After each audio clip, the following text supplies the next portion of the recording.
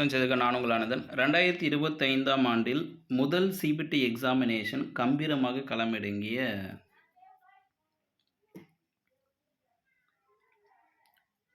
வணக்கம் ஆயுஷம் செய்திக்காக நான் உங்கள் ஆனந்தன். 2025ஆம் ஆண்டில் முதல் சிபிடி எக்ஸாமினேஷன் கம்பீரமாக களமிறங்கிய டிஆர்பி. காரணம் என்னவென்றால், ஆசிரியர் தேர்வு வாரியத்திடம் ஒப்படைக்கப்பட்டுள்ள சில தேர்வுகளில் இது ஒரு மிக முக்கியமான தேர்வாக இருக்குது. ஆசிரியர் தேர்வு வாரியத்தில் செட் எக்ஸாம் நடத்த முடியுமா, அவ்வளோ பெரிய பாரத்தை தாங்க முடியுமா என்பதை ஒரு கேள்வியாக இருக்கும் பொழுது அதை ஒரு சவாலாக எடுத்து செயல்படுத்தி கொண்டிருக்கிறது ஆசிரியர் தேர்வு வாரியம். கிட்டத்தட்ட 1,00,000 தேர்வர்கள், 133 சென்டர், 43 சப்ஜெக்ட்.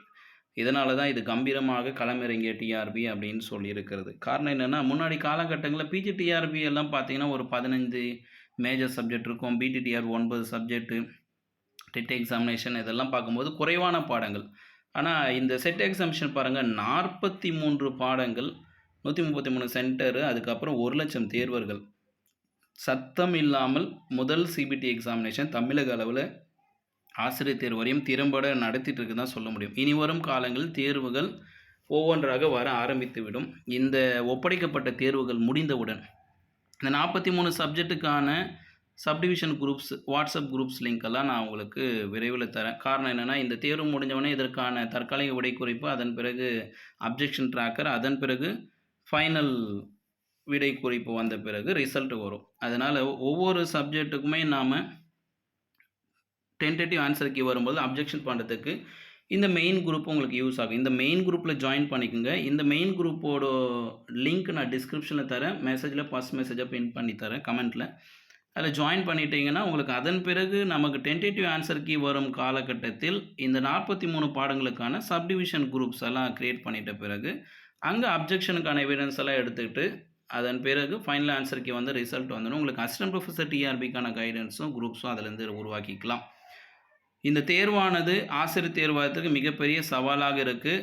ஆனால் மிக திறம்பட செயல்பட்டுனுக்குன்னு தான் சொல்ல முடியும். இதுவரை எந்த ஒரு குறைபாடுகளோ எந்த ஒரு புகாரோ வரல. அடுத்து ஏப்ரல் மாதம் 5ஆம் தேதி அண்ணா யூனிவர்சிட்டி அசிஸ்டன்ட் ப்ரொஃபஸர் டிஆர்பி தேர்வும் இதே போல் கம்பீரமாக களமிறங்கி ஆசிரியர் தேர்வும் செய்ய போகிறது. எனவே அடுத்து வரும் தேர்வுகளுக்கு தயாராக ஆரம்பிச்சிருங்க. அசிஸ்டன்ட் ப்ரொஃபஸர் டிஆர்பி எக்ஸாம் தயாராக ஆரம்பிச்சிருங்க. அதன் பிறகு டெட் எக்ஸாமும் சரி, பிஜிடிஆர்பி எக்ஸாமும் சரி, பிஇஓ எக்ஸாம், பாலிடெக்னிக் டிஆர்பி எல்லாத்துக்குமே நீங்கள் தயாராக ஆரம்பிச்சிடலாம். இந்த தேர்வுகள் எல்லாம் ஒப்படைக்கப்பட்ட தேர்வுகள், ஏற்கனவே நிலுவையில் இருந்த தேர்வுகள். எனவே இந்த தேர்வுகளை திறம்பட முடித்த பிறகு ஆசிரியர் தேர்வு வாரியத்துக்கு உரித்தான தேர்வுகள் எல்லாம் அரசின் கொள்கை முடிவுக்கு உட்பட்டு செயல்படுத்தப்படும். மீண்டும் இது போன்ற செய்திகளை சந்திக்கிறேன். இது ஆயிஷாவின் அச்சம் தவிர.